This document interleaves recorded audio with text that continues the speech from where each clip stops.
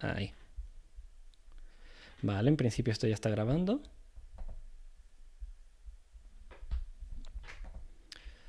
Así que... Vale, pues... Ay, que quiere unirse a alguien. A ver si le... No sé quién eres. Pero bueno. Vale. Entonces, bienvenidos. Bienvenidos y bienvenidas a a esta charla de la Semana de la Ciencia. Mi nombre es Felipe, soy miembro de la asociación ASAF-UCM, Asociación de Astrónomos Aficionados, mira, ahora tengo el láser, así que podréis verlo, que es este de aquí. Y nosotros lo que nos encargamos es hablar de divulgación, o por lo menos, mejor dicho, nosotros lo que hacemos es divulgar astronomía y astrofísica y también, digamos, como metadivulgar, por así decirlo, enseñar a divulgar, por ejemplo, entre muchas cosas. Entonces yo ya llevo un tiempo siendo miembro. Últimamente yo ya me estoy saliendo un poco porque ya empiezan cosas de doctorado y demás. Entonces para comentaros, soy estudiante del máster de astrofísica de la Complutense. Y bueno, eso lo voy a ignorar.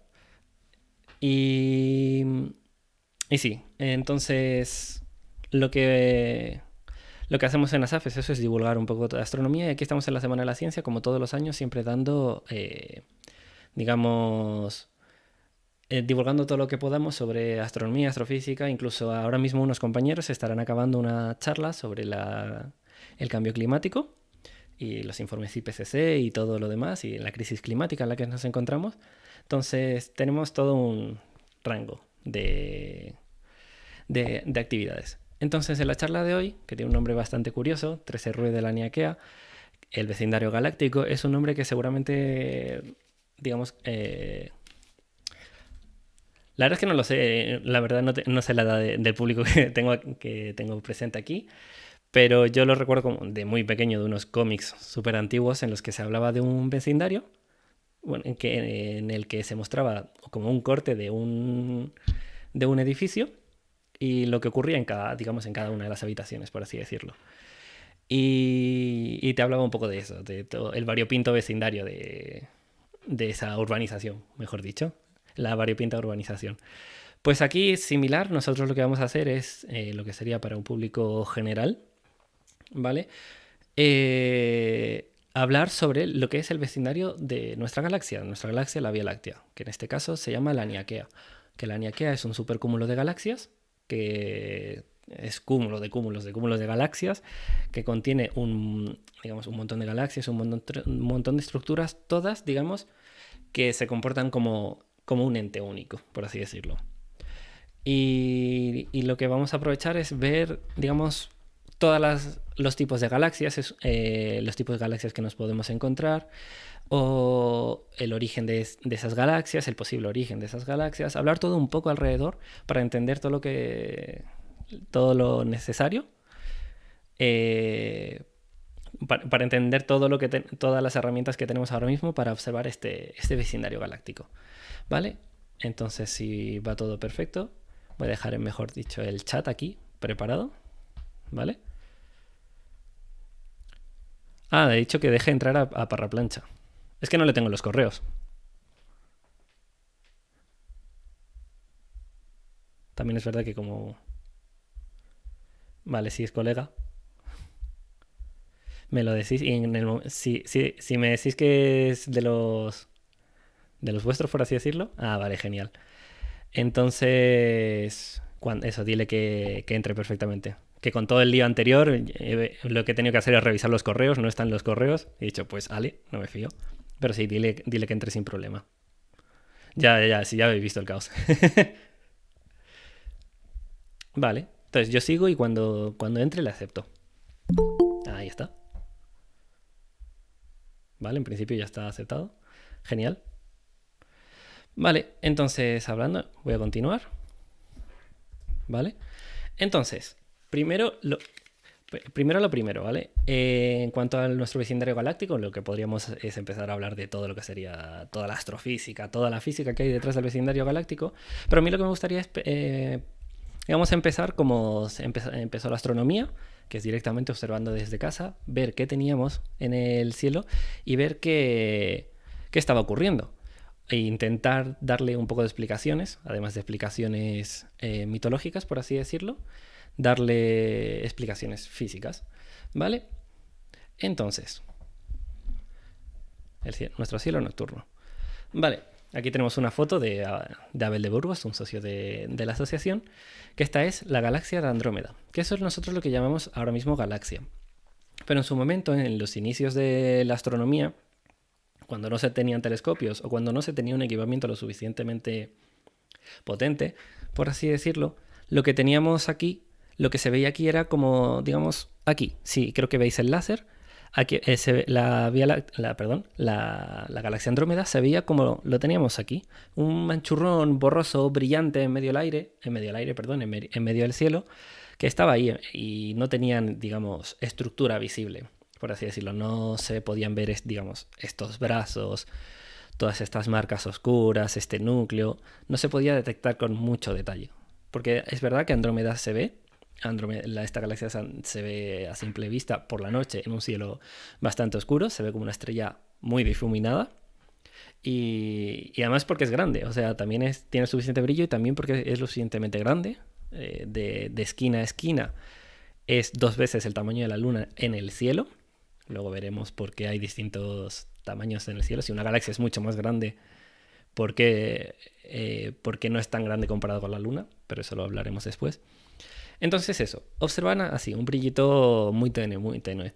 Y lo que hacían era decir, pues vale, esto es parte del cielo. Antiguamente todo era parte de una única esfera celeste. Y todo estaba fijo, tanto estrellas como galaxias, como nebulosas, todo lo que más o menos se podía ver a ojo, lo tenían ahí fijo. Uy, ahí sí.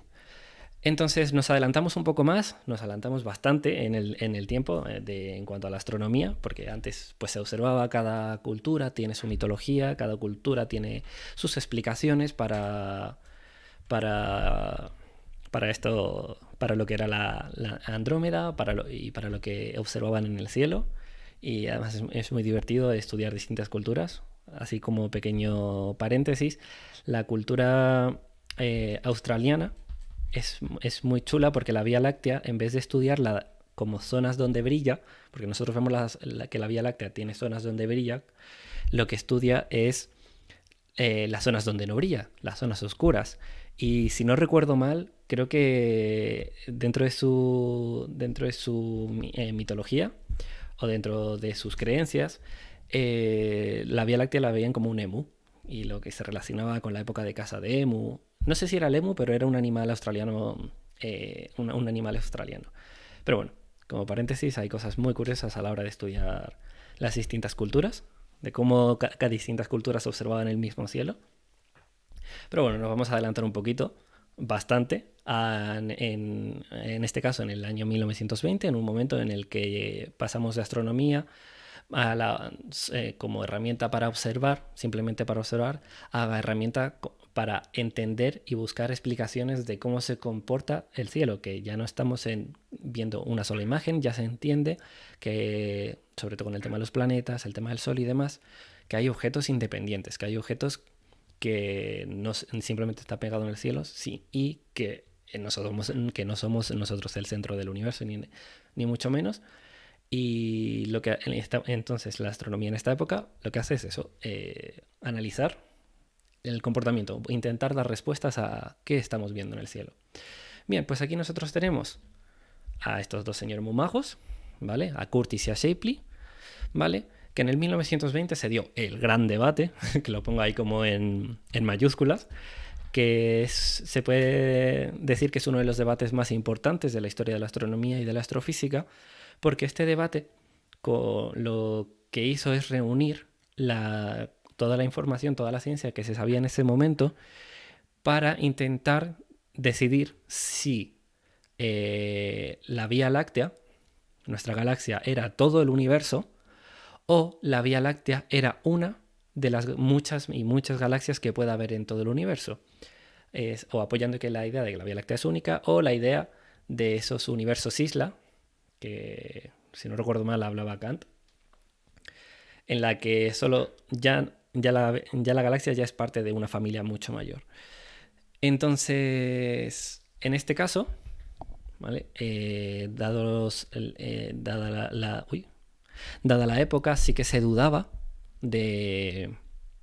se dudaba en cuál de las dos opciones podía ser, porque habían argumentos muy buenos para ambos lados, ¿vale? En este caso, nosotros vemos que, bueno, pero mejor decir, Curtis, el señor de la izquierda, lo que estaba apoyando es que la Vía Láctea es solo una galaxia más del universo, mientras que Shapley lo que apoyaba es que la Vía Láctea es todo el universo y todo lo que hay dentro es, y todo lo que vemos es parte de la Vía Láctea, mejor dicho, ¿vale? Entonces, así, ¿vale? Y esto se puede estudiar, ver desde muchos puntos, tenían muchos argumentos y uno de los argumentos principales sobre el que se debatió fue la observación de Andrómeda, ¿vale? Aquí tenemos representada a la izquierda la Vía Láctea y aquí, digamos, un arco de visión es hacia dónde está observando la Vía Láctea y dos opciones a cómo estaríamos observando en función de la distancia y el tamaño. Entonces, si hicimos caso de que toda la Vía Láctea es el universo, nosotros a la hora de observar Andrómeda tendría que ser súper pequeñito comparado con la Vía Láctea y muy cercano. Mientras que si entendemos que no forma parte de la Vía Láctea y que es una galaxia más de todo el universo, la Andrómeda tendría que estar lejos y ser de un gran tamaño. Aquí es lo que estamos observando, una de las cosas con las que más se pelea o con la que más se encuentra la astrofísica y la astronomía, la observación del cielo desde la Tierra, es lo que se denomina el tamaño angular, ¿vale? Porque aquí nosotros lo que vemos es que desde la Vía Láctea estos dos objetos tienen el mismo tamaño, porque nosotros no es que estemos viendo los objetos pegados a nosotros, lo estamos viendo con una serie de distancia, con una proyección en el cielo. Esto lo podemos entender, por ejemplo, si nosotros lo que hacemos es mirar un objeto en el fondo y colocar el pulgar muy cerca del ojo. Vemos que el pulgar va a ocupar la mitad de nuestra visión, va a tapar todo ese objeto que hayamos visto en el fondo. En cambio, si lo estiramos, tenemos el mismo pulgar, que es del mismo tamaño, pero al haberlo alejado ha cambiado su tamaño angular, ha cambiado cómo lo vemos nosotros proyectado en nuestros ojos. Y lo que veríamos un pulgar mucho más pequeño y que no tiene por qué tapar ese objeto que hayamos apuntado en el fondo. Bien, yo aquí en cualquier momento me puedo disparar, de verdad. Yo voy a ir explicando distintos conceptos a distintos pasos.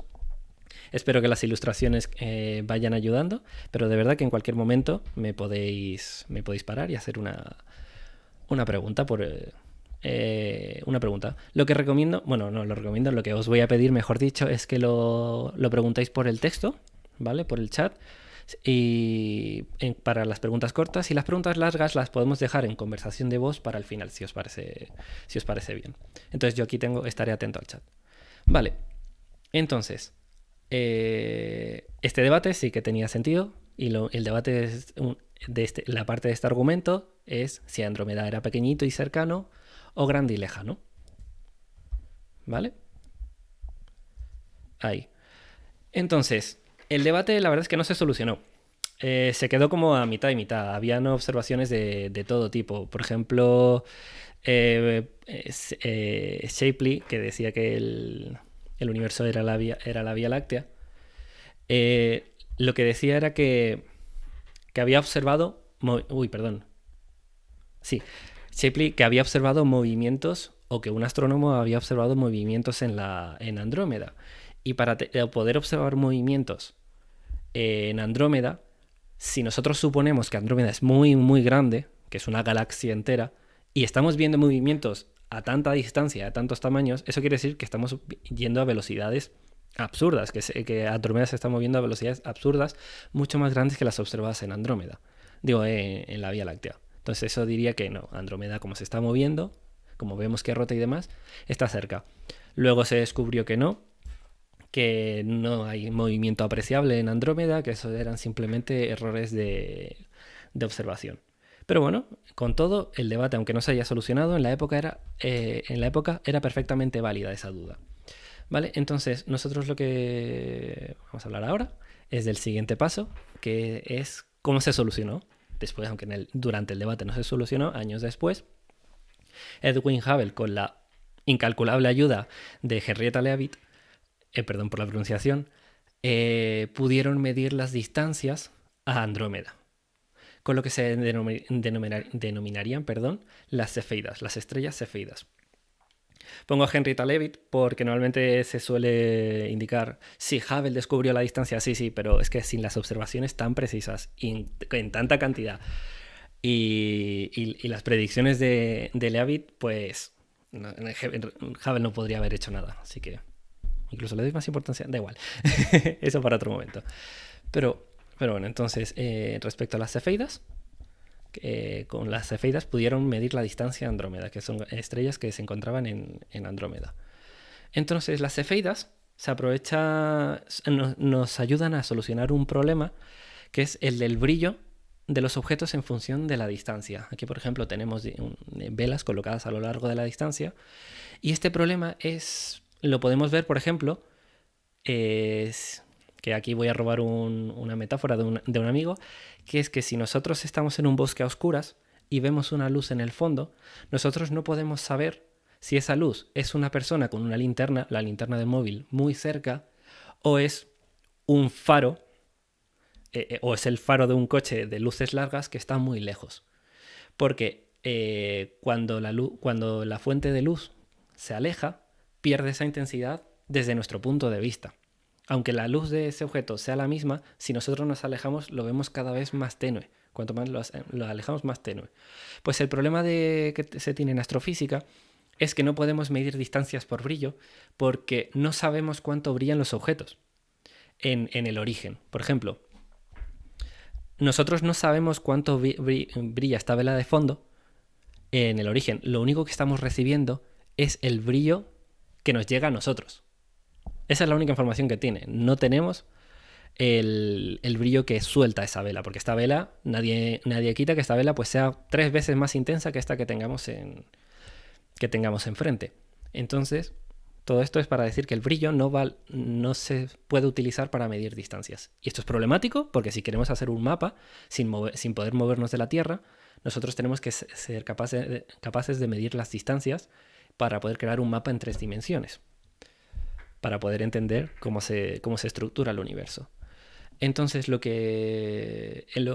que se soluciona este problema fue con las estrellas cefeidas. Que las estrellas cefeidas son súper curiosas porque van parpadeando, van como brillando poco a poco, como que tienen pulso, y de una manera bastante regular. Y lo curioso que se descubrió, que es lo que les pasa a las cefeidas, es que este parpadeo depende del brillo de esa estrella. Entonces, si yo puedo medir, mejor dicho, el brillo depende de ese parpadeo. Entonces, si yo puedo medir ese parpadeo, esa variación, yo ya puedo saber cuánto brilla esa estrella allí, a lo lejos. Yo aquí, por ejemplo, ya puedo saber cuánto brilla esa vela a lo lejos. Entonces, yo ya tengo la información de cuánto brilla a lo lejos, cuánto brilla aquí, cuando nos llega a la Tierra, y con esas dos podemos calcular con unos pequeños cálculos, saber cuánto ha tenido que viajar la luz para pasar del brillo, que ya sabemos, al brillo que recibimos. Lo que nos permite es medir distancias, con una precisión bastante buena. Entonces, lo que hicieron Hubble y Leavitt es medir las distancias con las cefeidas, que se encontraban en Andrómeda. ¿Y qué ocurrió? Que la distancia salía demasiado alta como para que Andrómeda perteneciese a la Vía Láctea. Entonces, dadas esas distancias y dado ese tamaño angular, Andrómeda tenía que ser una galaxia. Era del tamaño de la Vía Láctea, incluso ahora se sabe que es más grande que la Vía Láctea, y era una galaxia por su propia cuenta. Entonces, en ese caso, ganaría el debate de que la Vía Láctea no es todo el universo, sino que es una galaxia más del resto del universo. ¿Vale? Entonces Hubble continuó con las observaciones y y a observar estos distintos objetos que antes se entendían como nebulosas, que eran como cachitos de Vía Láctea, por así decirlo, porque antes se entendían muy borrosos. Pero según fue mejorando el equipamiento, Hubble fue observando las distintas galaxias, que en este caso sí que ya empiezan a nombrar galaxias, que gracias a las cefitas se podían medir las distancias. Y lo que hizo es eso, reunirlas todas en distintos grupos y según su forma, directamente, única y exclusivamente su forma en principio, lo que hizo es intentar clasificarlas, intentar explicar cómo nacían las estrellas. Perdón. ¿Cómo nacían las estrellas? Perdón, las galaxias. Porque el problema que tenemos ahora mismo no es solo el de distancias, sino que ahora tenemos el problema de tiempo. Que las escalas de tiempo en el universo son tan increíblemente grandes comparadas con el humano que nosotros sencillamente estamos viendo una fotografía. Solo estamos viendo una fotografía del cielo. Todo para nosotros se mueve tan lento que podemos decir que está quieto. Que luego hay cosas que se mueven, pero cosas como las galaxias, objetos como las galaxias, se mueven muy lentamente. Tanto que ni los notamos. Tanto que ni Andrómeda, la más cercana, se pudo notar en su momento su movimiento. Entonces, solo con esa idea de fotografía, lo que hizo es, según las formas de las galaxias, intentar dar como un proceso de evolución, una línea de evolución. Y aquí tenemos lo que se llama el diapasón de Hubble, que en realidad sería como esta C unida a este palito, ¿vale? Que es la forma de un diapasón. Y lo que tenemos son las distintas clasificaciones que hizo. Tenemos las galaxias elípticas, tenemos las lenticulares y tenemos las espirales y las espirales con barra. Que aquí, por ejemplo, podemos ver que las espirales son estas que tienen como bracitos y un montón de... como si fuese un remolino. Y las espirales barradas es igual, pero tiene como una estructura central, sobre todo se ve aquí a la derecha, que lo he exagerado más, que es como una especie de barra. Y luego tenemos las elípticas, que simplemente eran como una especie de brillo, así digamos más o menos no homogéneo, pero una especie de brillo sin observación de estas estructuras, y que según nos movíamos a la derecha pues se iban haciendo más planos, siendo en las lenticulares como el paso intermedio. Entonces lo que entendía Hubble es que las galaxias empezaban de forma elíptica y que según iban concentrándose y según iban rotando, cada vez más se iban aplastando y se iban convirtiendo en discos. Y dependiendo de qué ocurra en esta estructura, en el momento en el que se empieza a formar discos, podemos tener galaxias espirales de brazos muy marcados o de muy poco marcados, o espirales barradas, con esas estructuras de barra en el medio. Y esta es la clasificación que hizo. Pero vamos a ver que esto no es la evolución correcta, porque Hubble lo único que en lo que se fijó fue en las formas. Y hay muchas cosas, hay muchos aspectos de las galaxias que entran en juego a la hora de estudiar las galaxias y a la hora de evolucionar las galaxias. Vale, ahora lo que vamos a ver es, digamos, unos ejemplos. Un ejemplo de cada una de estas clasificaciones, por lo menos clasificaciones principales, porque según ha ido pasando el tiempo, la clasificación se ha seguido utilizando y ha adquirido muchos nombres. Pero vamos a ver aquí unos ejemplos principales. Aquí tenemos NGC 3610, 3610, que esto se le llamaría el New General Catalog, que es un catálogo de objetos como galaxias y nebulosas. Esto es una foto de la NASA, como todas la mayoría de las galaxias que hay aquí. Y esto es una elíptica, que lo que vemos es lo que decía Hubble, que no se ven estas estructuras, no se ve ningún tipo de disco, lo único que tenemos como este brillo, como este halo de brillo, sin ninguna estructura determinada. Un paso siguiente es, según lo que decía Hubble, es que digamos como que se iban achatando y en ese achatamiento iban creando discos. Se iban achatando, iban rotando cada vez más rápidos y iban creando como discos. Recuerdo que esto es lo que decía Hubble, que eso no es lo que se entiende como ahora. Aquí tenemos lo que sería una lenticular, que es como un paso intermedio entre lo que tenemos como esta elíptica, que es esta bola de brillo, que es una bola de brillo con mucho brillo, y un intento, digamos, de galaxia de disco. Están las dos mezcladas. Luego tenemos lo que sí sería una galaxia espiral, que en este caso es mi galaxia favorita, porque esto se le llamaría una galaxia espiral de gran diseño, que esto quiere decir que tiene unos brazos muy bien marcados, y lo podemos ver aquí. Tenemos un remolino muy bien marcado, y no tiene ninguna estructura de barra, simplemente tiene estos brazos espirales caen directamente al centro. Y aquí ya vemos que esto lo estamos viendo de frente, entonces el disco, no vemos el disco, pero sí que vemos estas estructuras que no se veían en las elípticas. Y curiosamente, aquí está con una elíptica, con una compañera elíptica, que todo este material se está compartiendo. Se han encontrado estas dos galaxias y están interactuando. Y aquí ya podemos ver distintos brazos, sobre todo estas zonas más oscuras, una zona más rojiza en el interior y unas zonas más azules en el exterior. Vale, me preguntan, ¿sigue la proporción áurea o la espiral es aleatoria? La espiral es totalmente aleatoria. Si alguna siguiese la proporción áurea, seguramente fuese coincidencia. Porque realmente la proporción áurea lo que te indica es, digamos, la forma más eficaz de enrollar algo, de empaquetar algo. Pero aquí como estos brazos se pueden atravesar, el gas se puede atravesar, todo se puede atravesar, no estás empaquetando nada, simplemente se está colocando. Aunque sea una pregunta bastante divertida, me ha molado, pero no siguen la proporción áurea. Depende de muchísimo de cómo se haya formado la galaxia. Y esto, aunque lo veamos aquí con una foto, es un estado temporal. Estos brazos no tienen por qué durar así y seguramente no vayan a seguir así. Se rompan, se mezclen, se agranden, puede pasar de todo. Vale, ahora una exageración en cuanto al otro tipo de galaxias espirales, que serían las galaxias espirales barradas. De nada, galaxias espirales barradas, que aquí se nota claramente la diferencia. Tenemos una estructura totalmente recta y después de ella salen los brazos. ¿Vale? Estoy dejando aquí los nombres por debajo por si queréis cotillar más sobre estas galaxias. Y aquí tenemos, además se ve una barra enorme, que es toda esta estructura como amarillenta, como una especie que tiene como forma de músculo y todo.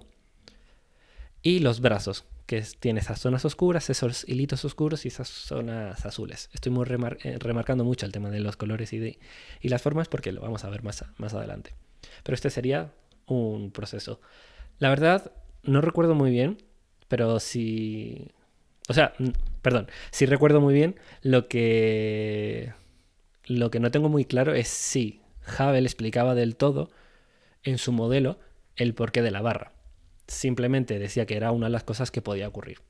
Y es curioso porque el tema de la formación de la barra es algo que nos come la cabeza a los astrofísicos a día de hoy. Es algo muy misterioso de por qué todo esto, que en el fondo no es una estructura sólida, esto es gas y estrellas, no está conectado por hilos ni nada material, solo está conectado por gravedad.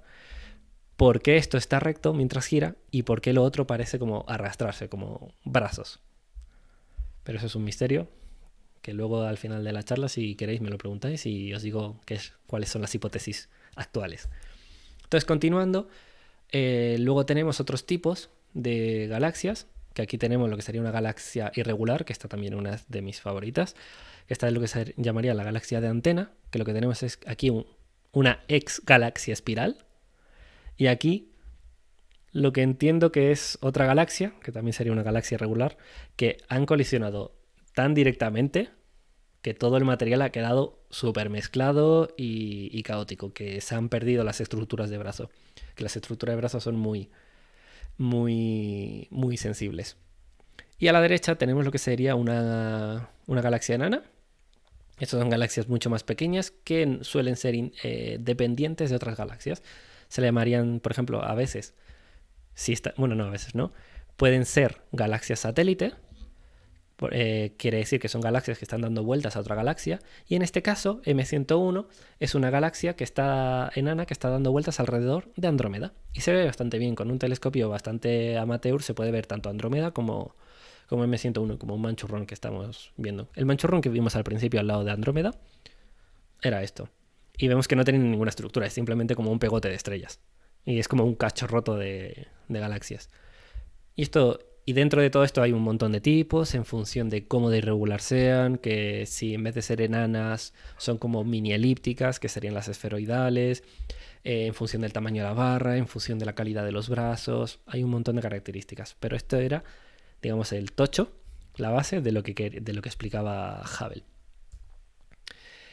Y ahora, volviendo un poquito a casa, de nuevo a la Vía Láctea, de nuevo a Abel de Burgos, que es socio nuestro. Aquí tenemos una foto de lo que sería la Vía Láctea, de cómo lo vemos observando desde la Tierra. donde observamos, digamos, las mismas características que estamos observando antes, que estamos observando estas líneas oscuras, estas zonas brillantes azules. Uy, voy a tomar un poco de agua, perdón.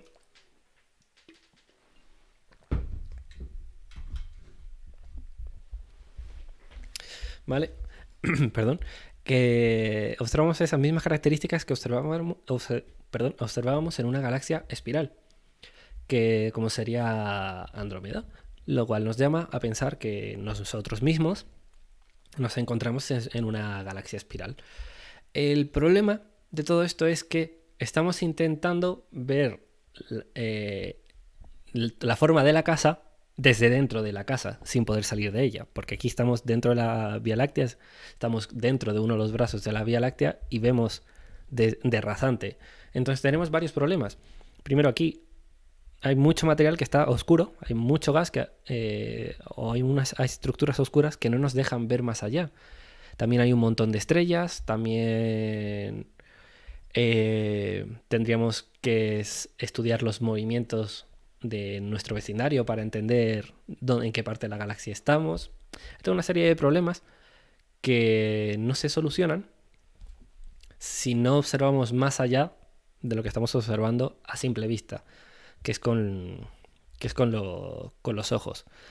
Entonces, una vez visto un poco lo que teníamos, ¿cómo decirlo? Lo que teníamos en casa, cómo lo veíamos desde casa, y lo que había hablado Hubble, ahora vamos a intentar dar una explicación, vamos a intentar extender la visión para estudiar más allá de solo la forma e intentar saltar el problema, el bache en el que es el que estamos dentro de la Vía Láctea, que no podemos observar a través de la Vía Láctea o nos cuesta mucho observar la propia estructura de la Vía Láctea. Entonces, lo que vamos a ver es, ahora sí, buscar herramientas para estudiar sobre todo la estructura de la Vía Láctea, y a lo que venimos, es a estudiar el vecindario galáctico. Vale, perfecto que lo observemos, pero quiero saber qué le ocurre en nuestro vecindario, qué le ocurre a las galaxias que nos rodean. Entonces, para ello vamos a hacer una nueva herramienta, que sería extender, por así decirlo, los colores de la luz. Extender lo que nos permite ver la luz que vemos nosotros con nuestros propios ojos. Entonces, voy a dar unos pequeños pasillos para que podamos seguir. Vale, entonces toda la luz que vemos, que es todo lo que vemos, todos los colores, del rojo al morado en este caso, lo vemos desde... se pueden juntar todos, pueden venir todos desde lo que sería una luz blanca, pero están limitados. O sea, me refiero, mejor dicho, nuestra visión está limitada, y esto es un rango muy, muy pequeñito comparado con lo que es todo lo que nos puede dar la luz. Todas las herramientas que nos puede dar la luz para observar. Porque si nosotros miramos aquí o miramos más allá, podremos estudiar de todo. Sobre las galaxias, sobre su dinámica, sobre su composición, sobre un montón de cosas que nos ayudarán a entender nuestro vecindario galáctico. Aquí lo que he hecho es para mostrar, imaginaos que tenemos un foco con luz blanca, se le llamaría luz perfectamente blanca, que si nosotros lo atravesamos en un prisma, que este es el típico ejemplo que se ve cuando vemos a Newton, un retrato de Newton, se le ve con un prisma cómo atraviesa la luz, cómo atraviesa la luz y se separan los distintos colores, todos los colores, que si todos los juntas todos te da luz blanca. O si somos fans de Pink Floyd, pues también entenderemos este concepto. O un concepto, digamos, que hayamos vivido todo el mundo, o la mayoría de las personas, sería el de un arco iris. Una manera de observar esto es el caso de un arco iris. Lo que está haciendo un arco iris es que la luz que viene del sol, que nosotros la podemos entender en blanca, que no es del todo blanca, pero contiene un montón de colores, atraviesa, en vez de un prisma, las gotitas de agua que se quedan en el aire después de la lluvia y se separan. Y se separan todos formando un arco iris, en esa forma de arco, que en vez del prisma de soltarlos así directamente, los suelta en forma de arcos, pero estamos viendo esa separación de colores. Lo importante es eso, es que la luz que nos viene del sol, o esa luz que nosotros entendemos como blanca, eh, trae más colores. Y el agua es capaz de separarlos, porque esos colores no es que el arco iris no venga de gente que le gusta hacer bromas y se pone a iluminar con lámparas de colores desde el suelo. Siempre ocurre después de una lluvia y con la luz del sol. Entonces vamos a ver qué nos ofrece lo que sería el espectro visible, que es todo el conjunto de colores de la luz. Entonces vamos a hablar de lo que sería, por una parte, el espectro de absorción, que es que si nosotros damos luz blanca y hacemos que llegue a un material, aquí tenemos una especie de vial que está conteniendo un material aleatorio, lo que pasa es que este material selecciona una serie de colores que se queda.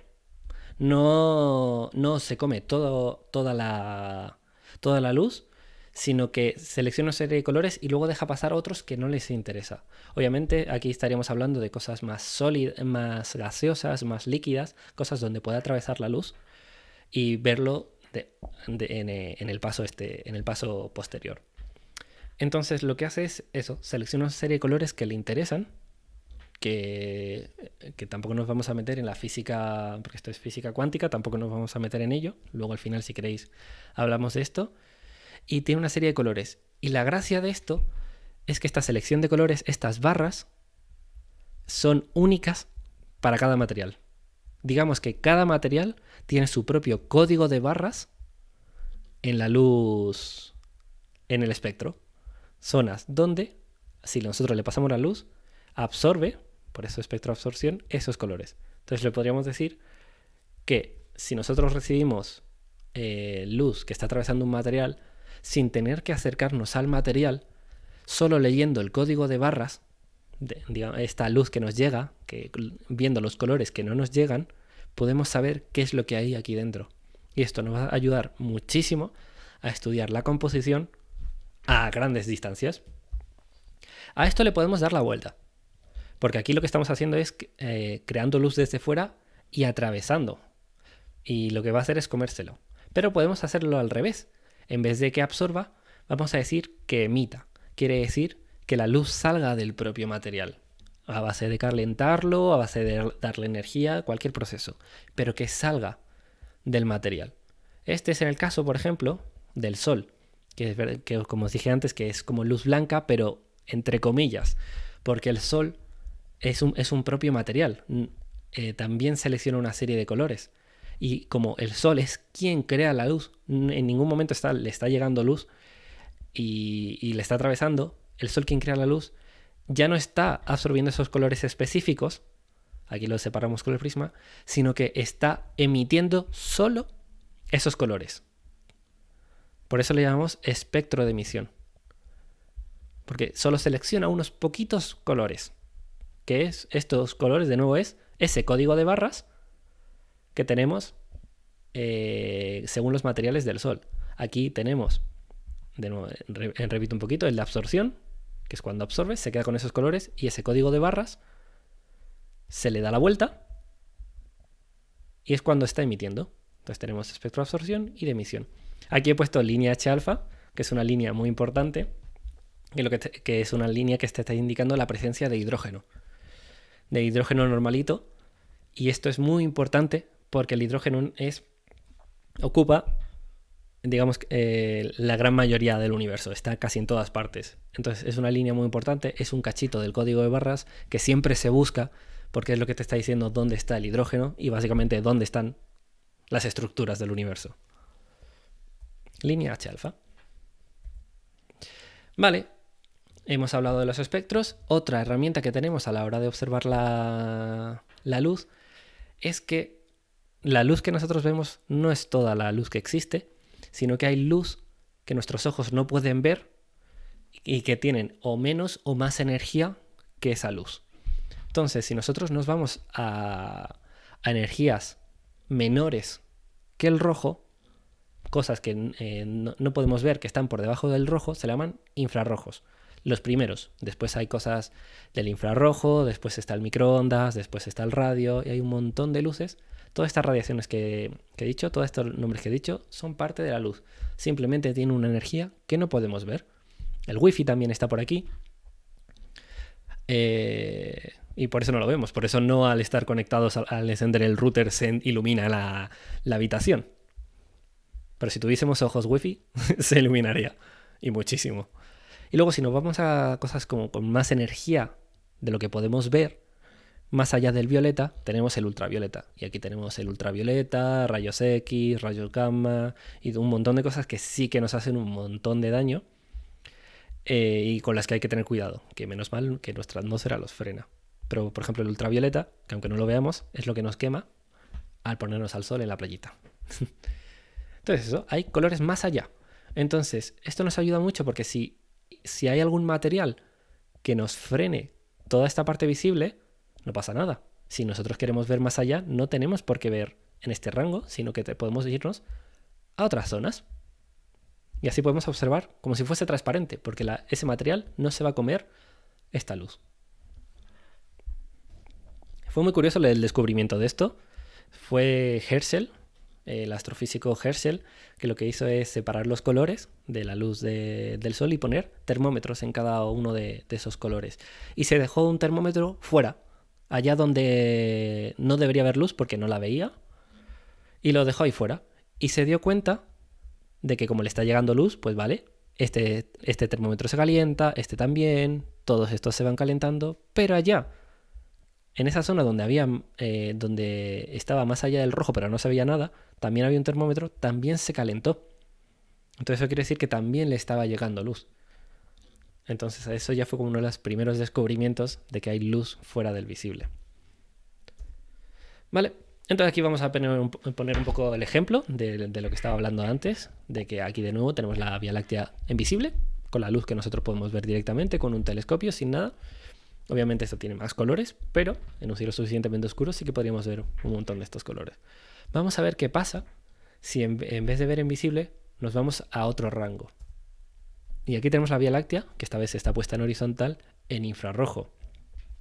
Y esto es curioso, es muy curioso porque, por ejemplo, ya no vemos esas estructuras como todas estas estructuras que vemos, sino que vemos estructuras completamente distintas. Hasta parece un mapa que parece como si esto fuese una llama, como que todo esto estuviese quemando, pero parecen como distintas nubes y aparecen más, porque por ejemplo antes lo que estamos observando era solo este cachito, pero ahora vemos más allá. Y aquí lo que estamos viendo en el infrarrojo sería, en este caso, el gas. Estamos viendo el gas que simplemente por estar caliente brilla. Es como nosotros. Nosotros, al estar a una determinada temperatura, nosotros brillamos en infrarrojo, que eso es lo típico de las cámaras térmicas de las películas que pueden ver por la noche para ver a los enemigos y todas estas cosillas. En realidad lo que están viendo es una cámara en infrarrojo, que luego la cámara lo traduce para verlo en visible, pero esa cámara está recibiendo en infrarrojo. Y una manera de entender también de cómo podemos brillar nosotros por el hecho de tener temperatura es que si nosotros aumentamos la temperatura, cambiaría el brillo a más energía. Tendríamos, si nosotros aumentamos nuestra temperatura, tendríamos más energía y por lo tanto esa luz brillaría, digamos, como acercándose al visible. Obviamente no lo vamos a hacer con un humano porque requiere mucha energía, pero donde lo podemos ver es con un metal, con un hierro. Un hierro que ya está emitiendo en infrarrojo, si nosotros los empezamos a calentar mucho, empieza a enrojecerse, de repente se pone al rojo vivo y luego si te pasas incluso puedes llegar a tener incluso tonos azulados si es que no lo has derretido. Y lo que pasa es que esa luz en infrarrojo ha pasado a tener más energía y ha pasado a ser luz invisible. Y es directamente está brillando por la temperatura. Solo que nosotros brillamos en infrarrojo y el gas, que también por el hecho de estar caliente, brilla en infrarrojo. ¿Vale? Y aquí, que es una de las visiones que más me gusta de la Vía Láctea, que es en H-alfa. ¿Recordáis esa línea que os comenté? De esa línea específica, ese código de barras que nos decía aquí está el hidrógeno. Pues aquí tenemos un mapa seleccionando solo esa línea. Ponemos un filtro, un cachito de material que solo nos deje ver esta línea. Y lo que observamos es dónde está específicamente, no solo el gas, el hidrógeno. estrictamente el hidrógeno. Y ahora vemos que cambia mucho la cosa, porque es verdad que tenemos, digamos, esta estructura central. Fijaos también aquí, en este brillo que hay aquí, voy a cambiar. También tenemos estos brillos aquí. Este brillo de la derecha, vemos que aquí es más o menos invisible, pero se nota un poquito. Pero aquí se nota mucho mejor. Y lo que está haciendo la línea de H-alfa es indicarnos dónde está el hidrógeno. En específico, este hidrógeno aparece allá donde se estén naciendo las estrellas. Entonces, y donde haya estrellas nuevas. Entonces, si nosotros vemos estas líneas de H-alfa, además de ver un poquito de gas, nosotros lo vamos a ver de forma muy intensa allá donde estén naciendo estrellas. Entonces, no solo podemos estudiar la composición, sino que ahora podemos estudiar dónde están naciendo las estrellas. Y, además, si hay nacimiento de estrellas y en qué cantidad. Y lo que podríamos decir es si esta galaxia está formando estrellas o ha dejado de formar estrellas hace mucho tiempo, si muestra esta línea de H-alfa. En el Sol también, el Sol, si vemos el Sol en H-alfa, podemos ver otras estructuras, pero quería marcar esto porque es súper interesante. Esto nos ayuda a ver, en principio, la formación estelar. ¿Dónde brilla? Hay estrellas naciendo. Y vemos que la Vía Láctea es una galaxia muy activa, que sigue creando estrellas. Vale, entonces yo creo que ya tenemos las herramientas necesarias para entender la evolución. Ahora sí que sí, sin mirar más allá que solo viendo la forma, vamos a intentar estudiar la evolución de las galaxias. Vamos a ver cómo se entiende hoy en la actualidad el nacimiento, la formación y la evolución de las galaxias. Y lo que vamos a hablar es la teoría moderna, que es posible que como todo en la ciencia esto cambie y en un futuro sea algo distinto, pero lo que vamos a ver es cómo lo entendemos ahora con más herramientas que Hubble, con toda una serie de herramientas de observación. Entonces volvamos al diapasón de Hubble, ¿vale? Para ver qué ha pasado. ¿De qué problemas tiene el diapasón de Hubble? ¿De por qué hateamos de este diapasón? A ver, no hateamos, es una buena manera de empezar, pero no es una manera buena de explicar la evolución. Entonces, con todas las herramientas que hemos aprendido, nosotros podemos estudiar la formación de estrellas, si están haciendo estrellas, si la galaxia está activa, podemos ver si una galaxia tiene gas, que ese gas en el fondo puede dar lugar a nuevas estrellas, y también podemos estudiar la composición, de qué materiales está hecho. Podemos ver incluso más allá de la composición si esos materiales son nuevos o son muy viejos. Son materiales que se han reciclado, que han pasado por estrellas y se han convertido en otras cosas, o son materiales que son muy nuevos que apenas se ha tocado. Entonces, estudiando todo eso, lo que vemos de que entendía Hubble, de que partíamos de una elíptica y después se iba achatando y creando un disco, se contraria totalmente, porque las elípticas no tienen casi nada de gas, casi nada de formación de estrellas y estrellas muy antiguas, estrellas muy viejas. Entonces esto quiere decir que la elíptica ha quedado con esta forma desde hace mucho tiempo, en comparación con las espirales, que tenemos unas estrellas muy nuevas, todavía hay un montón de gas, un montón de formación estelar y un material muy nuevo que apenas se ha reciclado, que apenas ha pasado por estrellas. Esto quiere decir que estas galaxias son muy jóvenes, mientras que las elípticas suelen ser galaxias muy viejas.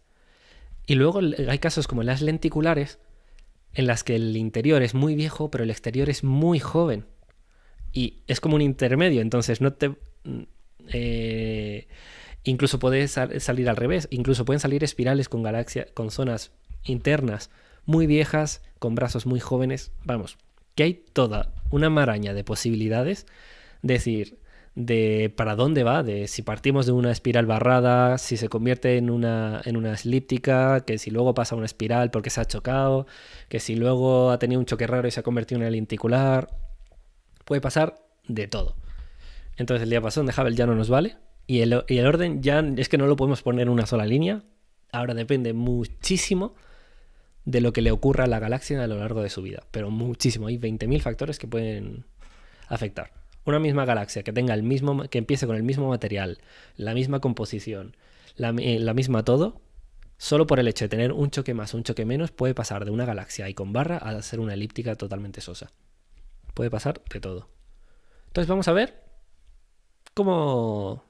qué factores, ahora que ya sabemos que las galaxias pueden tener todo tipo de evoluciones, vamos a ver qué factores afectan a la evolución de una galaxia o cómo nace las galaxias que nosotros observamos en nuestro vecindario galáctico, porque todo este tipo de galaxias son todo lo que podemos observar desde casa. Obviamente con telescopios de mejores o peores. Entonces, aquí tenemos una pequeña representación alienígenas, no os preocupéis, esto nos ha convertido en cuarto milenio. Lo que voy a poner es una pequeña metáfora para intentar mostrar el cómo buscamos solucionar o cómo buscamos estudiar la evolución de las galaxias desde casa. Entonces, imaginaos que vienen aquí una civilización alienígena muy bien marcada por sus platillos volantes, porque esa es la idea más original que tenemos, y les tienen la misión de observar la Tierra y en específico quieren saber cómo se desarrollan los humanos, cómo evoluciona un humano. Es decir, lo que quieren saber es cómo envejece un humano, qué le pasa a lo largo del tiempo a los humanos, aquí por ejemplo. Y claro, por problemas de la misión, solo tienen un día para observarlo. Con un solo día de información tienen que saber cómo evolucionan todos los humanos. Vale, desde lo más pequeño a lo más viejo. Desde el nacimiento hasta la muerte. Nacimiento, formación y muerte. Que es lo mismo que estamos buscando en las galaxias. Vale, entonces lo que podríamos hacer es observar a una sola personita durante el día entero. Y después, pues vale, vemos que pues, se le cae un pelo, pues nosotros suponemos que dentro de 20 años no tendrá pelo. O vemos que se ha lesionado, pues vemos que de 20 años pues tendrá el cuerpo lleno de lesiones. Y aquí empezamos ya con esa problemática de que no solo podemos observar una persona, no podemos esperar los 100 años que puede vivir una persona en un solo día. No podemos observar toda esa evolución en un solo día. Pero eso no nos dice que no podemos estudiarlo. No podemos estudiar cómo evolucionan los humanos. Para ello, no estudiamos un solo humano, estudiamos una población, un conjunto de humanos en el mismo día. Y que en el mismo día tengan distintas etapas de su vida. Entonces nosotros tenemos aquí, estoy yo, aquí de joven, y tenemos aquí más personas. Y en un mismo día recabamos tanta información como podamos, de tanta gente como podamos, de gente en épocas tan distintas.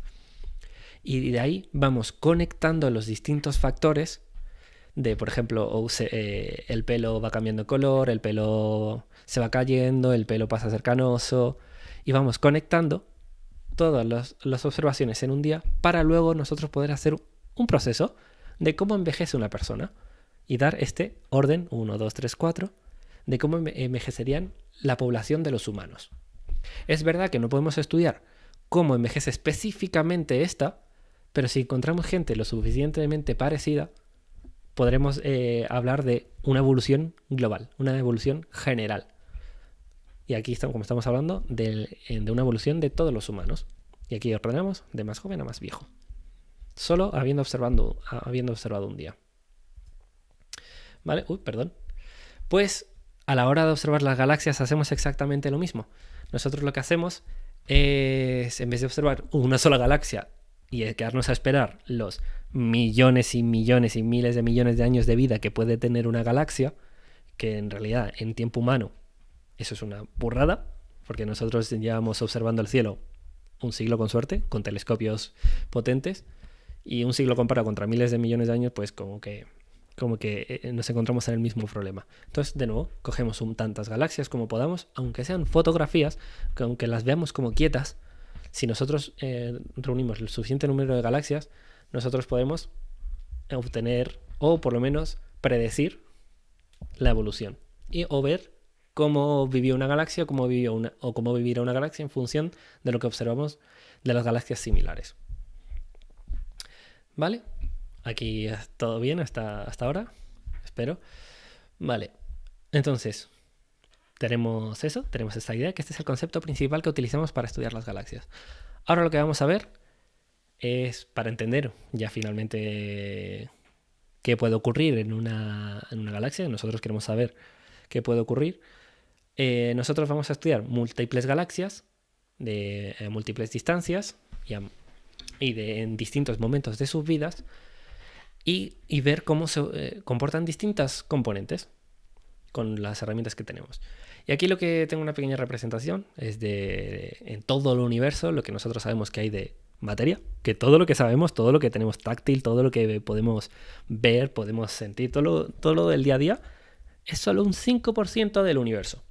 Todo lo que vemos es un 5% del universo.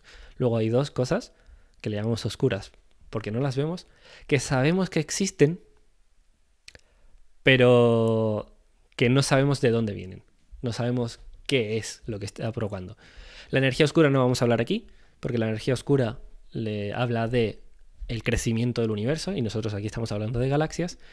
Y tenemos la materia oscura, que la materia oscura es algo que tienen las galaxias que no sabemos lo que es, pero que aporta gravedad, que aporta más masa que a toda la galaxia. Incluso considerablemente más masa que el gas y las estrellas y todo lo que sí que podemos ver. Y esto, por ejemplo, lo estudió y lo comprobó Vera Rubin, la astrofísica Vera Rubin, que al estudiar la rotación de las galaxias se dio cuenta que para que una galaxia pudiese rotar de esa manera tenía que tener muchísima más masa de la que estábamos observando, porque nosotros solo vemos estrellas y gas. Entonces, a lo que llevó es, digamos, a la afirmación de que las galaxias tienen materia oscura, que es materia que no sabemos, pero que está. Y estas tres componentes principales vamos a ver qué hacen, qué afectan en la evolución de una galaxia. ¿Vale?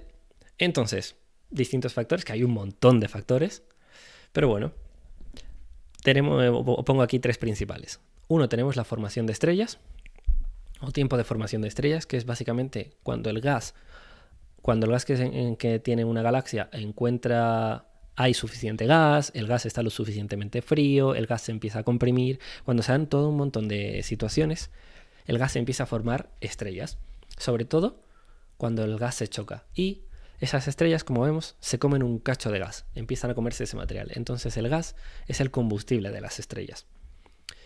Esto como primer factor, por así decirlo. Luego tenemos lo que es el tiempo de caída libre. Es que cuando una galaxia tiene un montón de material, cuando tenemos una galaxia que está recién naciendo y tenemos un montón de material, por la gravedad va a intentar caer al centro. Entonces nosotros lo que podemos estudiar es cuánto tiempo tarda en caer al centro, básicamente. Todo este material, que esto por ejemplo sería un cachito de gas que está cayendo al centro de la galaxia, y cuánto tiempo tarda en comprimirse. Y luego, ahora explicaré los tres en conjunto, sería el momento angular. Que el momento angular, más bien lo que quiero explicar aquí es cómo rotan las cosas, porque las galaxias vemos que empiezan a rotar y vemos que según se empiezan a concentrar, rotan cada vez más rápido. El ejemplo muy común es ver a profesionales del patinaje de hielo que cuando pegan un salto empiezan a rotar en el aire con los brazos y las piernas todo extendidos, rotan como lentito, pero en el momento en el que juntan los brazos y en el que juntan todo y se convierten en un palo, rotan rapidísimo, 10 vueltas ahí en el aire antes de caer o más. Y eso lo que pasa es que eso lo que está mostrando es que cuando algo se comprime, empieza a girar cada vez más rápido. Y también esto molaría más en físico, pero como estamos aquí en distancia, pero más ejemplos para intentar explicar el momento angular es, por ejemplo, si nosotros queremos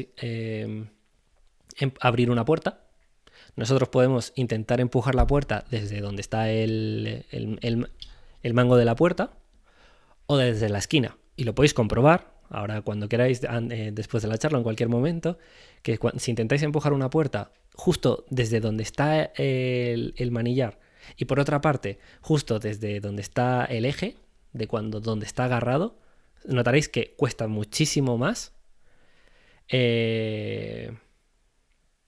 digamos, empujarlos desde el centro, desde donde está agarrado, que es desde donde está la fuerza. Y eso es una manera que eso lo hablamos más después de la charla si queréis, porque el momento angular tiene un montón de chicha. Una manera de ver cómo un mismo objeto no es lo mismo que rote desde lejos que rote desde cerca. Pero eso lo hablamos después más. O al final, para no quitaros el tiempo de medio de la charla. Y aquí lo tengo un poco así representado. Un objeto que se achata y empieza a girar más rápido. Esto lo podéis imaginar como la bola de Oliver y Benji, que gira más rápido y es como que se empieza a achatar. Y vale, entonces todo esto importa para un montón de factores que vamos a ver con los distintos tipos de galaxia. ¿Vale? Que ahora ya no estamos en el diapasón de Hubble, sino que los hemos colocado de manera aleatoria, por así decirlo.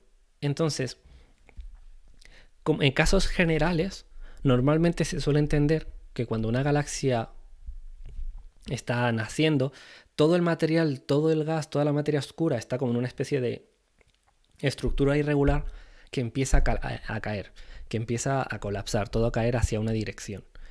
Y aquí están pasando las tres cosas a la vez. El material se está juntando, el gas se está juntando, está formando estrellas. También está cayendo y también está comprimiéndose y por lo tanto cada vez rotando más rápido. Entonces, vamos a ver que en las distintas cosas que pueden pasar es que si se forman muchas estrellas antes de que todo se junte, caiga y empiece a rotar, ya no te queda gas, lo único que te quedan estrellas. Y lo que te queda es una bola brillante que lo único que se mantiene es porque está dando vueltas, por la propia gravedad y porque está dando vueltas. Y esos serían los casos de las galaxias elípticas, que no tienen nada de gas. El otro extremo es un caso en el que la formación de las estrellas es más lenta que la caída y más lenta que la rotación. O sea, a la galaxia le da tiempo a colocarse en forma de disco, a aplastarse en forma de Oliver y Benji, de balón de Oliver y Benji, antes de gastar todo su gas, antes de consumir todo su gas en estrellas. ¿Y en qué se traduce? En que tenemos un disco, una estructura girando, en la que sí que tenemos gas, en la que todavía tenemos estrellas y en la que estamos rotando. Y esto nos daría lugar a las espirales. Luego tenemos el caso raro, que son las lenticulares, que este sí que es un caso curioso, que es, digamos, un caso intermedio en el que hay parte de la galaxia que sí que se consume entera, pero queda todavía un poquito de gas, pero que no forma estrellas. Y normalmente este es un caso raro que suele ocurrir cuando una galaxia espiral se choca con una más pequeñita en el centro. Lo que hace es que todo el centro se consume todo el gas. Ese choque hace que se generen un montón de estrellas y se pierda todo ese gas, pero que el exterior no se vea afectado y que mantengamos el disco de fuera, pero lo de dentro sea una especie de elíptica, de galaxia de estas elípticas. Eso es lo que sería una lenticular. Creo que lenticular, que es lo que vimos al principio, que es como un intermedio entre disco y espiral. Y luego estos distintos factores de que si de composición, que si los tres factores anteriores que hemos visto. Todo esto afecta muchísimo a la formación y una galaxia no tiene por qué mantenerse siempre en un mismo estado. Incluso las galaxias que tienen barra no mantienen su barra durante mucho tiempo, hablando a tiempo universal. Y se pueden convertir en espirales, se pueden romper o se pueden ir gastando su material hasta convertirse en elípticas. Entonces puede pasar de todo, de cosas muy complejas que hace que ya no podamos estudiar las galaxias como solo una línea evolutiva, sino que puede haber pasado de todo. Incluso una galaxia lenticular o a una galaxia elíptica que todavía tenga un poco de gas, al chocarse con otra que tenga un montón de gas, como que se reactiva y tiene nueva formación estelar y aparecen más estrellas. Pero vamos, que es para explicar que nuestro vecindario es muy variopinto. Las galaxias son muy variopintas y los orígenes de las distintas galaxias pueden ser muy variados. Entonces normalmente las galaxias se suelen estudiar como en conjuntos, como en familias, en grupos de familias más que una línea evolutiva. Entonces, volviendo ya para acabar, todo nuestro vecindario galáctico, que se le llama Laniakea, es toda una familia que tenemos aquí de galaxias y cúmulos de galaxias. Fijaos que cada puntito de aquí es una galaxia. No es una estrella, cada puntito es una galaxia. Y nosotros estamos aquí. en el grupo local. Estamos un poco en el vacío, un poco en la nada, pero sí que estamos en ese grupito. Entonces la Niaquea tiene un montón de galaxias de todo tipo, con todo tipo de evolución, con estructuras más concentradas, con las galaxias que más tranquilas han estado, como las nuestras, que son espirales, o las galaxias que han sufrido un montón de choques, se les ha gastado todo el material y son todas elípticas, que las tenemos aquí, por ejemplo, en el cúmulo de Virgo, que este es súper importante, porque aquí es todo tan, tan, tan grande que la luz de las galaxias se ve doblada, se dobla la luz de las galaxias. Tenemos el cúmulo de Centauro, el de Hidra, Pegaso, tenemos toda una estructura. ¿Y nosotros por qué le llamamos a este vecindario, digamos, como un grupo, como un ente independiente? Es porque es donde, digamos, hemos hecho el corte. Y es el corte en función de la gravedad, en función de quién se atrae a quién. Porque, por ejemplo, nosotros podemos tener el sistema más simple que tenemos ahora, que es el sistema Tierra-nosotros. Ya está, nosotros nos vemos atraídos por la Tierra y ya está, no podemos hacer nada más por separarnos. No estamos libres, no podemos saltar y liberarnos de la Tierra, sino que estamos ligados a la Tierra. Luego podemos hacer un corte más grande. ¿Qué más cosas están ligadas a la Tierra? A la Luna. Pues tenemos el sistema Tierra-Luna, que eso ya es un sistema gravitatorio. Y eso en sí se atraen entre sí.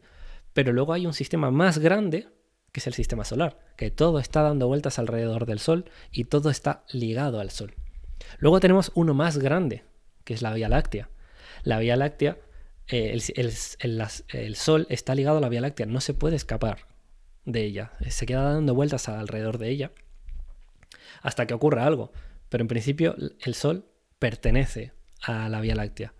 Luego la Vía Láctea está también, digamos, bailando con otras galaxias, que serían la galaxia de Andrómeda y la galaxia del Triángulo, y otras galaxias pequeñitas, que se le llamaría, lo que se observa aquí, en pequeñito, pero aquí lo que pone es grupo local, que esas son esas tres galaxias más las pequeñitas, que todas están danzando una dependiendo de la otra. Y incluso vemos que Andrómeda y la Vía Láctea, en un futuro muy lejano, se van a chocar. Luego, nosotros pertenecemos al cúmulo local, que es este cúmulo de galaxias, porque todo esto está ligado entre sí, todo se mueve bailando entre sí. Y ya veis lo que está pasando. Lo que pasa es que estamos viendo en qué momento, digamos, a qué escala estamos observando y qué objetos a esa escala se mueven juntos, depende el uno del otro. Entonces, si nosotros crecemos la escala un montón, vamos metiendo todos estos supercúmulos, vemos que toda esta estructura de la Niaquea, toda ella parece estar acercándose a un punto específico, que aquí parece que no lo está indicado, que se le llamaría un punto, se llama el gran atractor, que es, digamos, un punto en el espacio, como una especie de punto imaginario, donde todo está cayendo. Es como el centro de masas. Es cuando tú calculas todos los tirones que se están haciendo las galaxias entre sí, tirarse por su gravedad, de la misma manera que la Luna tira, que la Tierra tira de la Luna.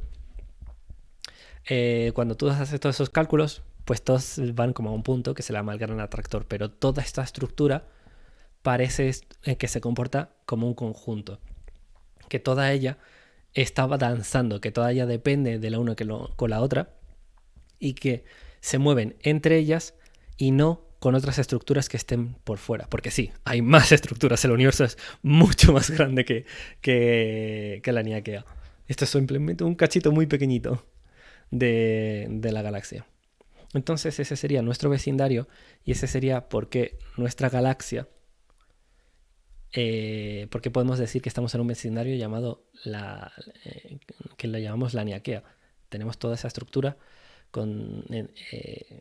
ligada gravitacionalmente, se le dice ligada gravitacionalmente.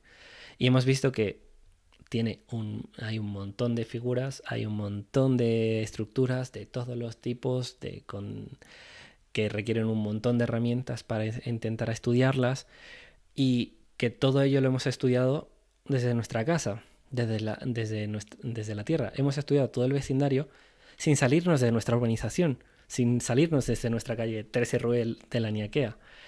Y es como si intentásemos hacer un mapa de todo Madrid sin salir de nuestra habitación, solo observando desde la ventana.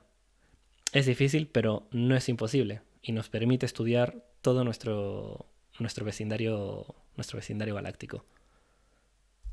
Muchas gracias. Y ahora sí, quien tenga que irse se puede ir tranquilamente. O sea, bueno, la verdad es que sois libres de hacer lo que sea. Puedo quedarme aquí todo lo que queráis respondiendo preguntas, hablando de lo que queráis sobre todo este tema, sobre astrofísica, o resolviendo lo que queráis. También podemos tener una conversación en voz, si os parece más cómodo. Clap, clap. Ya, la verdad es que los aplausos a distancia en modo coronavirus, pues bueno, son un poco más tristes de lo normal, pero bueno, yo tengo la fe de que os haya gustado la charla y que os haya parecido interesante. Ay, muchas gracias. Sí, lo de las ilustraciones sí que fue una cosa que le quise poner mucho detalle y algo que también vendí mucho. Y, sí, voy a dejar aquí los contactos. Tengo los contactos aquí, tenemos los de Twitter y de Instagram de Asaf y mis contactos de Twitter y de Instagram, por si queréis cotillarnos y ver todo lo demás. Y sí, lo dejo aquí. También antes de empezar a responder preguntas y todas estas cositas, indicar que Asaf tiene más charlas. Vamos a ver si mi ratón quiere funcionar ahora. Por ejemplo, aquí me decís si se ve. ¿Vale? Ahora se debería estar viendo una página web. ¿Vale? Pues Asaf, que está en nuestra página asaf.org. Asaf con doble A. Mira, os voy a pasar el enlace, os lo paso por aquí. Aquí lo que tenemos aquí una explicación de todas las charlas, que tenemos un montón, que acabamos de empezar la Semana de la Ciencia, y esta es la nuestra, pero quedan un montón de charlas y todavía quedan talleres. Y aquí tenéis una explicación, detalles, cómo apuntaros y todo lo que queráis sobre el resto de charlas. Como veis, el detalle, las ilustraciones son las mismas, porque las ilustro yo, pero mola. Y también indicar que, aprovechando que os han molado las ilustraciones y demás, que también he diseñado el calendario de Asaf, el calendario astronómico de Asaf, que es eso, que cuesta 8 euricos, que es para el año 2021, y 2 euros más si no sé socio o socia. Y que aquí también lo podéis encontrar para el formulario y todo lo demás. Y también os puedo mostrar un poco, digamos, esas pistas. Pero bueno, que es un calendario que ha quedado muy chulo, muy chulo. Que lo he diseñado, pero con un montón de ideas, un montón de trabajo de mis compañeros y de mis compañeras para que salga algo bastante bonito. Entonces, os puedo mostrar, por ejemplo, esta sería la portada.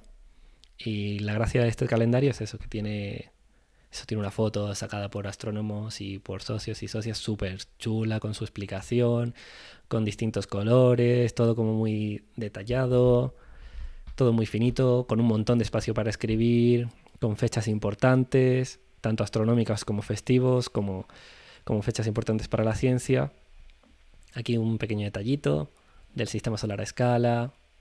Aquí tenemos abril, por ejemplo, los cambios de fase. También tenemos los cambios de estación, por ejemplo. Aquí no. Pero bueno, de todo. Esta es una pequeña visión de si os molan los calendarios, que yo lo recomiendo bastante porque ha quedado súper chulo, súper chulo. Pero bueno, todo lo tenéis ahí en asaf.org para todo lo que queráis ver. Vale, ¿qué me habéis dicho? Entonces, preguntas, vale. Entonces, bueno, primero muchas gracias. Quien tenga que... vale, tengo por ahora 2 preguntas. Antivirus fuera. Vale, primero, de Antonio. ¿Las galaxias cuando se alejan emiten un color rojizo? Sí. Es algo que no he hablado de aquí. No sé qué es esto. Vale, es algo que no he hablado aquí porque no lo he querido meter porque si no era ya como demasiada información. Lo que ocurre es que estamos viendo el efecto Doppler, ¿vale? El efecto Doppler es un efecto que afecta a cualquier cosa que tiene ondas, ¿vale? A cualquier cosa que tiene ondas y que se está moviendo, cualquier cosa que suelta ondas y que se está moviendo. Y lo podemos ver, por ejemplo, en una ambulancia. O cualquier... Sí, sobre todo en una ambulancia, que cuando escuchamos una ambulancia, si se nos acerca y después se nos aleja, siempre escuchamos el nino, nino, nino. Como que empieza como súper agudo y después se... Digamos como que se pone más grave. Voy a poner mi cámara para que me veáis hacer todos los gestos que hago yo, que ahora creo que se ve en mi cámara, ¿vale? Eh, entonces, sí, es un efecto que afecta a las cosas de las ondas. En este caso está afectando al sonido de la, de la ambulancia. Y lo que está haciendo es que cuando se acercan, las ondas de sonido se van juntando más. Entonces, al juntarse más, eso da lugar a un sonido más agudo, un sonido como más energético, por así decirlo.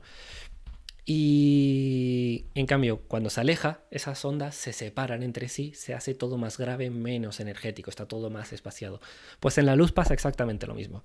La luz cuando se acerca, de un objeto que está emitiendo una luz se acerca, esas ondas se juntan y pasan a colores más azules, lo que le llama un blue shift o un corrimiento al azul. Si se aleja, se tiene una separación de las ondas, se hace una luz más débil, una con menos energía, todo como más separado en el espacio y pasa a tener unos colores más rojizos. El amarillo pasa a ser, por ejemplo, más rojizo. Eso se le llama un desplazamiento o un corrimiento al rojo o redshift, que es muy, muy común. Entonces, en las galaxias, el tema es que para eso nos tenemos que mover a velocidades muy altas. Una persona corriendo con una linterna seguramente no note es el efecto Doppler en la luz, pero en las galaxias que se están moviendo a muchos, incluso a miles de kilómetros por segundo, alejándose de nosotros, nosotros lo que vemos es que sus colores se pasan al rojo, se transforman, se van desplazando al rojo, tienen ese redshift. Y lo que tenemos que ahí es entender más que las galaxias. Para poder estudiar la galaxia, su color original, tenemos que entender la expansión del universo. Tenemos que entender cómo se está alejando todo de todo para saber cuál es la velocidad o cuál es la velocidad con la que se está alejando esa estrella. Así nosotros decimos, vale, se mueve esta velocidad, corregimos ese rojo que se ha movido y podemos empezar a estudiar la galaxia con sus colores reales. Espero que haya respondido a tu pregunta. Luego las galaxias se emiten, como hemos visto, en todo, en visible, infrarrojo, todo. Vale, una duda. Pregunta Ignacio, ¿se conoce algún supercúmulo más aparte de la Laniakea? Sí, uy, ¿lo está llamando Laniakea? Creo que tengo una rata. Ay, vale, sí, le he puesto... Gracias a ti por venir. He puesto una... Buah, tengo ratas, da igual. Sí, se conocen más supercúmulos. La verdad, el supercúmulo al que pertenecemos es solo uno de los miles que nos podemos encontrar. El universo es increíblemente grande y solo el universo visible. Los nombres ahora mismo no me los sé, la verdad, solo me conozco el nuestro y que ya es grande, ya es suficientemente grande, ya es un cúmulo de cúmulos. Pero sí, la verdad es que el universo observable es de una escala abrumadora, que seguramente no observemos. Que si seguimos un poco la física, lo más lejos que podríamos viajar si saliésemos hoy viajando a la velocidad de la luz, por ejemplo, sería a la estructura ligada gravitacionalmente más cercana que tenemos, que es el cúmulo local. Solo podríamos visitar o Andrómeda o la galaxia del Triángulo, si nos moviésemos desde ya a la velocidad de la luz. Cosas de la expansión del universo. Es muy triste, pero bueno, fijaos toda la ciencia que nos ha dado solo estar en este sistema solar. Así que si todo va bien, no nos cargamos el mundo y exploramos más, pues podremos visitar el resto de nuestro cúmulo local, de nuestro grupo local, mejor dicho. Pero sí, hay más supercúmulos. A ver, para medir las distancias también se utiliza el paralaje o algo así. Sí. Aquí yo solo he hablado de cefeidas, pero hay algo llamado la escalera de distancias, ¿vale? Que lo que pasa es que no toda herramienta para medir distancias vale para cualquier distancia. Por ejemplo, usando tu ejemplo, el paralaje lo que es ver la diferencia en el movimiento en el cielo de cuando la Tierra está en un lado de la órbita, dando vueltas al Sol, y luego cuando está al otro lado, 6 meses después. Esto lo podemos ver muy fácilmente si nosotros nos fijamos en un objeto a lo lejos, que creo que se me están viendo los gestos, yo estoy haciendo gestos a la cámara, un objeto a lo lejos, cerramos un ojo y ponemos el pulgar enfrente. Hacemos que este pulgar, con un ojo cerrado, tape ese objeto. Tape al objeto. Si nosotros cambiamos de ojo, vemos que el dedo se mueve, se desplaza, porque hemos pasado de observar de un ojo al otro. Nuestros ojos tienen una distancia que hace que en vez de observar para un lado, esté observando para el otro, para un objeto que está lejano. Entonces nosotros, el objeto lejano está tan lejos que no vemos esa diferencia, pero nuestro pulgar sí que está lo suficientemente cerca como para ver ese desplazamiento. Ese estudio de desplazamiento, que simplemente es trigonometría, porque puedes hacer un triangulito y medir el triangulito, se le llama paralaje y se le hace eso, con la órbita de la Tierra. En vez de ojo derecho, ojo izquierdo, verano, invierno, por así decirlo, en cuanto al cielo, porque estamos a cada extremo de la órbita. Y eso no funciona para tan lejos, porque el mismo ejemplo del pulgar, aunque se mueva el pulgar, el edificio que hayamos visto a lo lejos ya no se está moviendo. Ya no podemos usar paralaje para medir ese edificio. Entonces el paralaje tiene un límite de distancia que depende mucho de la sensibilidad del instrumento, pero va a tener un límite. Entonces luego tendríamos que utilizar un proceso siguiente que nos permita a las distancias siguientes, que por ejemplo pueden ser las cefeidas. Que las cefeidas sí que nos permiten, como podemos estudiar el brillo más lejos que el paralaje, como podemos ver estrellas más lejos que el paralaje, pues podemos estudiarlo. Luego, pues las estrellas dejamos de verlas, son tan pequeñitas que no las vemos, que en vez de ver un puntitos solos, vemos una bola de brillo. Entonces ahí no nos funciona el proceso de cefeidas. Tendríamos que utilizar un encaje siguiente, que sería, por ejemplo, las supernovas. Las supernovas, que es cuando peta una estrella, cuando muere, brilla tanto que sí que podemos ver el puntito de la supernova en galaxias muy lejanas. Después hay un límite y así. Y lo que vamos haciendo es encajando. Vamos midiendo las distancias y vamos, digamos, vale, esta distancia me la sé por paralaje.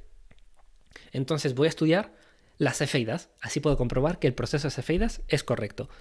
Luego en las cefeidas, vale, me voy a medir algo con cefeidas y después voy a ver dentro del rango de cefeidas si hay una supernova y voy a comprobar que la medida de distancias de supernova es correcta. Y así, y vamos escalando en lo que se llama la escalera de distancias, que es ir encajando distintos procesos para medir distancias hasta cuásares. O sea, tenemos rangos súper lejanos para ver distancias, cada vez con más error, porque cada vez vamos acumulando más error. Pero sí. Se utiliza el paralaje y un montón de distintos procesos, que espero que haya respondido a tu pregunta. Y si tenéis más preguntas, la verdad es que hoy yo no tengo límite de hora. Entonces, si nadie tiene una pregunta.